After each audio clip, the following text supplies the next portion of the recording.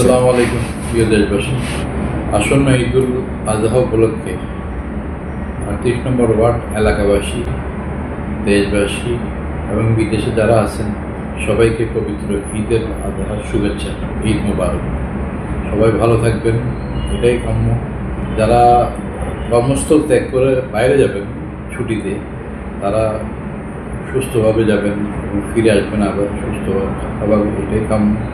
এবং আরেকটা অনুরোধ থাকবে যে আপনারা কোরবানি বর্জ্য একটা জায়গা রাখবেন, অথরিটি আছে তারা সেই জায়গা থেকে পরিষ্কার করে। আর কোরবানির অর্থ এটা না, কোরবানির অর্থ ত্যাগ করা, সব কিছু ত্যাগ করতে হবে আমাদের। অন্তরের পশুত্বকে অন্তত একটু কোরবানি দিতে হবে। কোরবানি করা মানে এটা না যে শুধু আমি কোরবানি করলাম, মাংস খাইলাম, মাংস খাওয়ার জন্য কোরবানি না। বর্তমানে এই যে যারা মনুষ্যত্ব চলে গেছে, আমরা সবাই দোয়া করতেছি যাতে এটা আবার সবাই এই কোরবানির মাধ্যমে যাতে এটা ফিরে আসে, এটাই আমি দেশবাসীর কাছে কাম্য আশা করতেছি। আল্লাহ তাআলা আমাদের তৌফিক আল্লাহ তাআলা সবাই তৌফিক দান করুন।